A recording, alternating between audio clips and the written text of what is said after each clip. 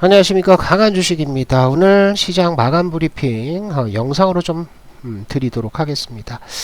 자, 오늘 시장 장 초반에는 급락을 했었어요. 그죠? 마이너스 1.5% 이상 급락하면서 막 tum에 떨어지고 종목들이 툭툭툭 꺾이고 마이너스 3%에서 4%까지 막 빠졌거든요. 그래서 이렇게 하락하는 모습을 보이다가 오전장 한 10시 넘어서부터 외인들의 현물 매수가 터지면서 또 현선물 동반 매수가 들어왔죠.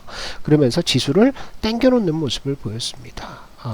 지수가 제가 말씀드리기는 옆으로 이제 기간 조정하고 있다라고 말씀을 드렸고, 그 다음에 일주일 정도, 그죠? 일주일.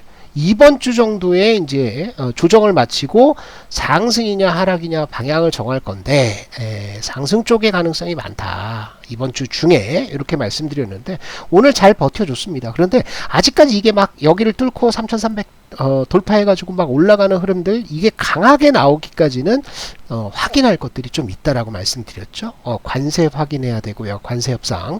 두 번째로는 정부의 정책들을 좀 확인해야 된다라고 말씀드렸는데, 어찌됐든 지수의 모습은 괜찮습니다. 제가 기간 조정 나온다라고 말씀드렸는데 이렇게 박스권을 만들고 있는 상태, 나쁘지 않습니다. 그래서 시장 흐름들을 한번 짚어보면은 오늘 현물 수급을 한번 보시면 현물 수급이 괜찮습니다. 그죠? 장 초반에는 매도가 떨어졌어. 한 1,000억 원 정도, 1,500억 정도 매도가 떨어지다가 쭉 매수가 들어갔거든요. 여전히 뭘 많이 샀다? 삼성전자를 비롯해서 산업재 쪽을 많이 샀다. 그러면 코스닥은 어떠냐? 코스닥은 여전히 안 좋습니다. 그죠? 좋지 않아요. 수급들이 안 들어와.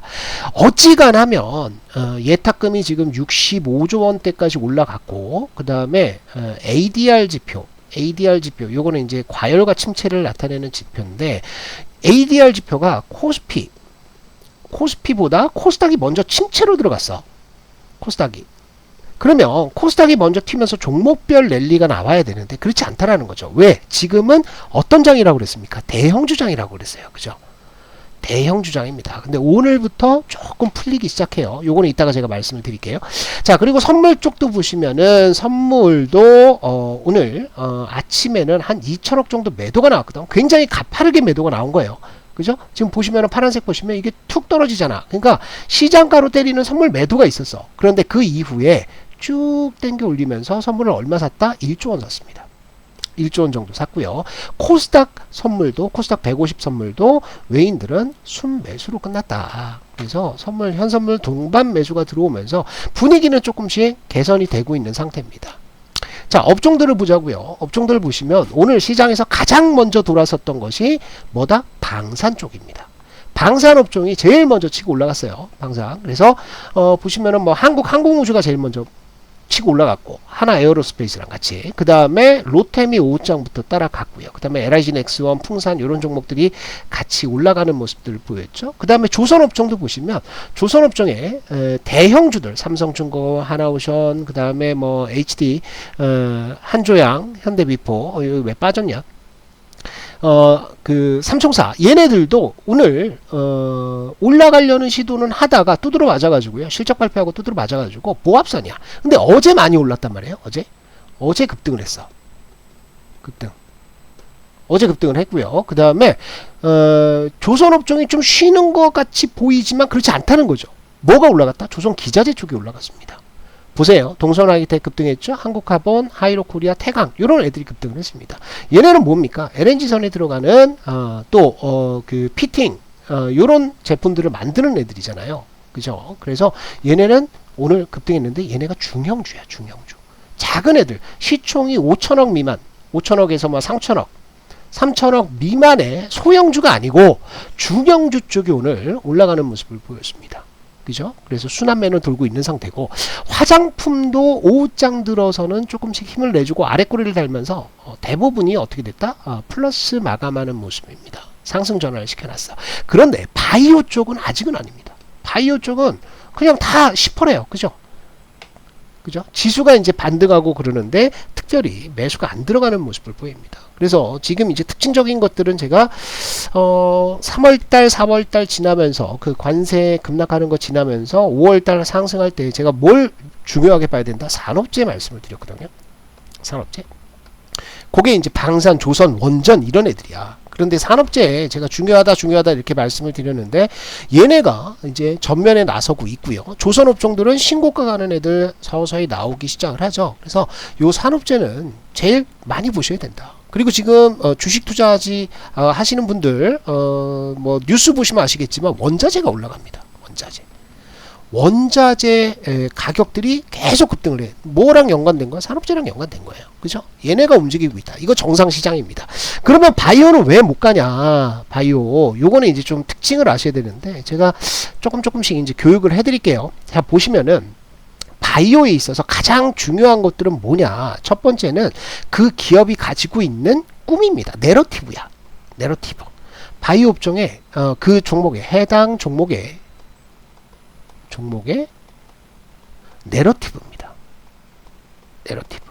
이 내러티브라는 게 뭐예요? 꿈이죠. 꿈이야. 그러니까 바이오는 꿈을 먹고 사는 업종이에요. 그러니까 얘네는 실적이 나오든 뭐든 상관이 없고 뭐가 중요하다? 내러티브가 중요하다. 이 내러티브는 뭐예요? 자, 지금 신약을 개발을 하고 있는데 이 신약이 만약에 개발돼서 임상을 통과해서 시장에 풀리면 얘네는 5조짜리야. 5조짜리야. 아니야. 얘네 10조짜리야. 아니야. 이 시장, 당뇨 시장은 뭐 100조. 이거야. 현실성 없죠. 신약이 나와서 그렇게 팔리겠어? 쉽지 않지. 그런데 이 내러티브, 야, 이렇게 돈을 벌 수 있어 라는 것 때문에 적자를 감내를 하고 있다고. 그럼 두 번째는 뭡니까? 두 번째. 적자를 감내한다는 건 뭐죠? 돈을 빌려서, 대출을 받아서 뭘 한다?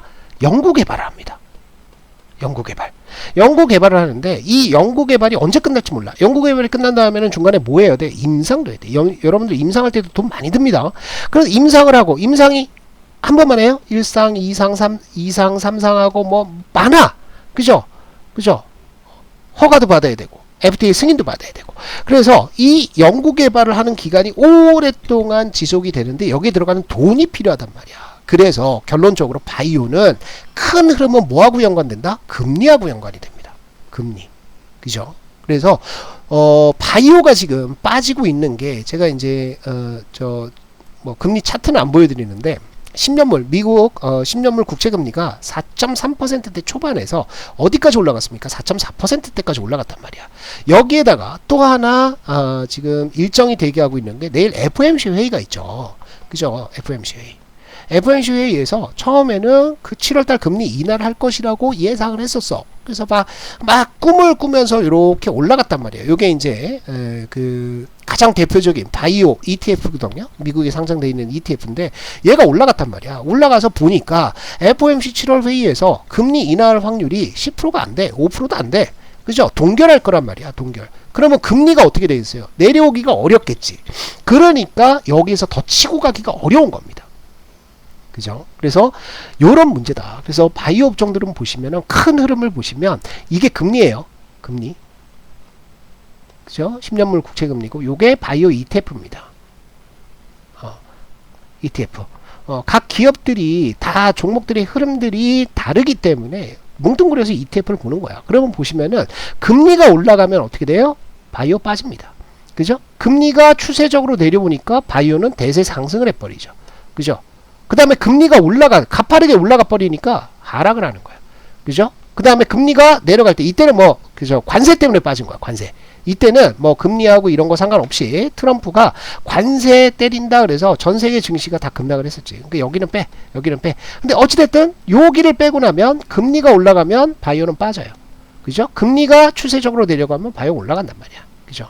이런 흐름들이다. 그래서 어제 시장에서도 금리가 크게 안 빠졌어요. 4.4% 버티고 있는 상태이기 때문에 바이오가 지금 돌기까지는 시간이 좀 걸린다. 그래서 바이오 업종 투자하시는 분들은 금리가 4.3%대 중반으로 내려온다 그랬을 때는 비중을 조금씩 늘려도 된다. 근데 뭐 수급적으로 봤을 때는 지금 바이오도 돌 때가 되긴 됐습니다. 돌 때가 됐어요. 뭐 알테온젠도 오늘 상승 전환했다가 밀리고 뭐 난리도 아니었죠. 그런데 삼성 바이오로직스는 뭐 이제 실적 가지고 이제 올라가는 거고. 그죠? 뭐 몇몇 종목들 빼면은 다 밀리는데 어찌됐든 지금 많이 쉬었어, 바이오도. 그래서 바이오도 여러분들 관심은 좀 가지고 대표 종목들 지금 좀 입질 매수해도 된다. 이렇게 보시면 될 것 같아요. 자, 어제 특징적인 것은 이제 환율 쪽이죠. 환율. 자, 달러 지수가 달러 인덱스라고 얘기를 하죠. 이 달러 인덱스가 올라가 버렸습니다. 어디 97을 깼었거든. 며칠 전까지만 하더라도 96선까지 내려갔어. 96선, 96점 얼마 이렇게 됐었어. 그죠? 그랬는데 이게 쭉 올라가 버립니다. 그죠? 왜 그러냐? 일단 기본적으로 여러분들 초보 투자자 분들이 아셔야 될 것은 달러라는 것은 요 달러 인덱스, 요 달러라는 것은 강세로 가면 강세. 달러가 강세다라는 얘기가 나오면 어떻게 생각하시냐 하면 돈들이 미국으로 들어가고 있다 이거야. 미국 투자가 는다. 투자가 늘어나는 거예요. 그래서 미국에서 우리나라 사람들도 그렇고 뭐 유럽 사람들, 중국 사람들, 일본 사람들, 중동 뭐 이런 자금들이 미국 투자를 하기 위해서 미국으로 가서 달러를 환전하는 거야. 그러면 달러 수요가 많기 때문에 달러가 강세로 가는 겁니다. 그러면 반대로 얘기하면 뭐겠어요? 다른 나라들의 투자 자금이 빠져나간다라고 봐야 되겠지. 그죠? 그런 특징들이 있습니다. 그래서 기본적으로 달러 인덱스, 요게 이제 DXY 달러 인덱스, 얘가 상승하면 자동적으로 반사적으로 신흥국 증시 원자재 얘네는 뭐예요? 얘네는 위험자산이란 말이야. 요쪽은 주가가 내려올 가능성들이 있어. 그러니까 오늘 아침에 지수가 다다다다닥 하고 빠졌어요. 지수를 한번 볼까요? 지수를 보시면 아침에 어땠냐면 분위기가 이랬다고. 응? 개파락을 했어요. 개파락을 했는데 얘가 쭉 때리고 내려오면서 이만큼 빠졌어. 이만큼. 3170포인트도 깼단 말이에요. 이게 불과 시간이 얼마 안 돼. 그런데 이때 뭐가 나왔다? 프로그램 매도가 쭉 나왔거든요. 이게 왜 그러냐면 달러가 급등을 했어. 달러 인덱스가 급등을 했다라고 한다면 알고리즘 매매, 알고리즘이라는 것은 뭐 조건들을 정해놓은 거예요. 조건들이 막 수백 종류 조건이 될 수도 있겠지. 그래서 뭐 달러가 어떻게 되면, 아니면 빅스가 어떻게 되면, 아니면 미국 지수 S&P가 어떻게 되면, 이런 것들을 막 조건들을 정해놓고 이럴 때는 매도, 이럴 때는 매수, 뭐 이런 식으로 이제 알고리즘을 짜놓은 거야. 이 알고리즘 매매에서 매도가 오늘 굉장히 거칠게 나왔습니다. 그게 왜? 달러 인덱스 때문에. 그죠? 달러 인덱스가 튀어버렸다. 그런 이슈가 있고요. 그러면 달러 인덱스는 왜 이렇게 급등을 했느냐? 미국이 좋아서가 아닙니다. 미국이 지금 좋아요? 어제 이제 뭐 달러스 제조업 지표 활동 동향 뭐 이런 것들이 발표가 됐는데 그렇게 막 나쁘지는 않지만 그렇다고 막 좋지도 않단 말이야. 지금 미국이. 그럼 왜 빠졌냐? 유로화가 빠져버렸습니다. 유로화가 급락했어요. 자, 시간대를 보시면 뭐가 먼저 움직여요? 유로화가 먼저 움직입니다. 유로화가 먼저 패대기 치잖아. 그죠? 그 다음에 또 내려갔어. 이렇게 빠지면서 달러가 뒤늦게, 달러는 여기서부터 오르잖아. 그죠? 이렇습니다. 자, 그래서 이 유로화가 빠지는데 달러가 오르는 이유는 달러 인덱스의 구성 요건 때문에 그래요. 달러 인덱스는 이렇게 바스켓을 만듭니다. 바스켓을 만들어서 상대 비교를 하는 거야. 그래서 이 바스켓에 유로화가 57%예요. 그 다음에 엔화가 14%, 일본이죠. 그 다음에 영국의 파운드화 12%. 얘네가 제일 중요해. 얘네만 합치면 거의 80%가 되죠. 그죠? 그 다음에 스위스 프랑, 그 다음에 캐나다 달러 들어갔고요. 그죠? 그 다음에 크론에 들어갔고, 얘네는 큰 영향이 없어. 구색 가축이야. 그죠? 그래서 유로화가 움직이면, 유로화가 강세로 가면 달러가 약세로 가고, 유로화가 약세로 가면 달러가 강세로 간다. 그러면 반사적으로 우리나라 환율은 어때요? 오늘 1394원까지 올랐습니다. 그죠? 이게 얼마 전까지만 하더라도 얼마까지 왔어요? 1360원대까지 갔단 말이야. 그죠?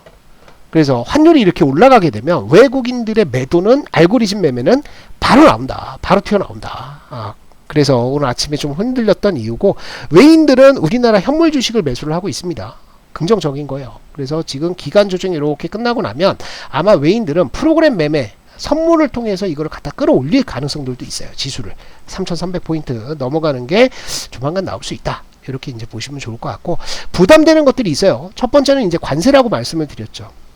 관세 협상이 제일 걸려요. 이거 잘해야 돼요.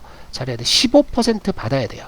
그죠? 여기에 이제 조선업종, 조선 MRO 사업이 뭐 키가 될 것이다. 뭐 이런 뉴스가 나오면서 조선업종 올라가는데 이것뿐만 아니라 지금 우리는 수출로 먹고 살아야 되기 때문에 이 관세 플러스 각 업종들의 이제 산적한 내용들이 많아요. 이런 것들이 잘 풀려야 된다. 그리고 두 번째는 뭐냐면 갑자기 이제 정치권이 나섭니다. 정치권이 모르겠어요. 입털기 하고 있는 상황이야. 그래서 정치권이 나서고 있다.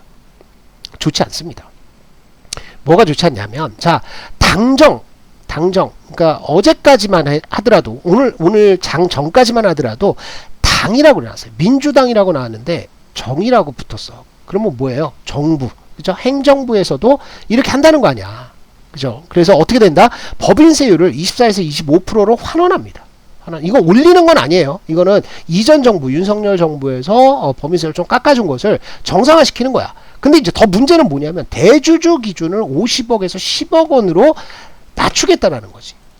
이게 이제 대선 공약으로 나왔었던 거예요. 그죠? 50억 원.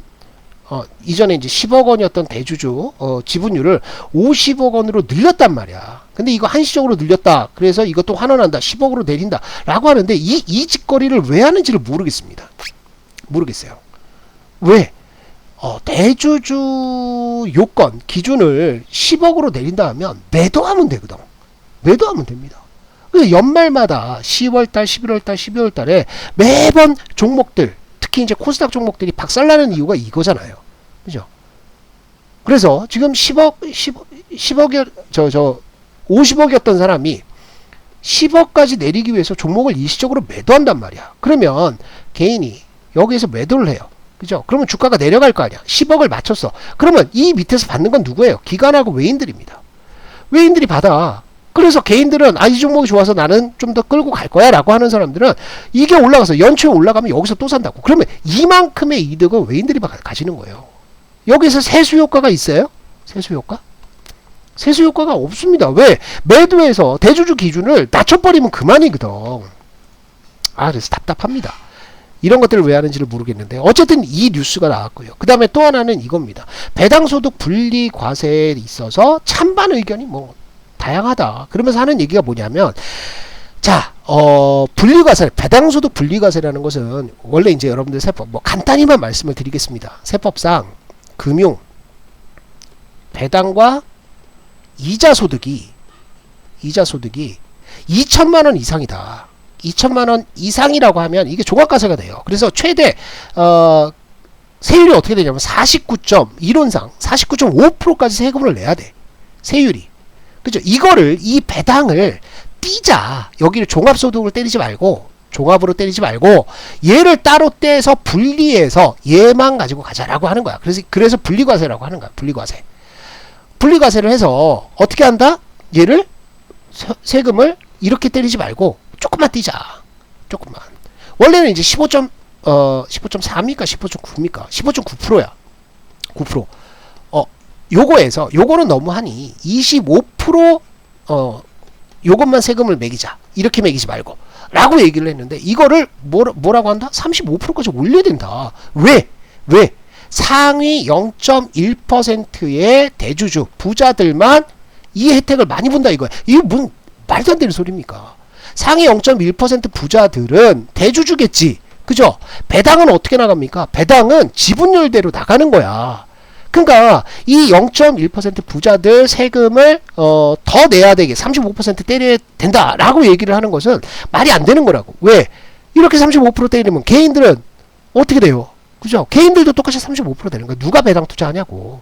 오히려 이 배당소득세를 낮춰줘야 대주주들이 배당을 더 하겠지. 그러면 지분을 가지고 있는 개인들이 배당을 더 받을 수 있겠죠. 그죠?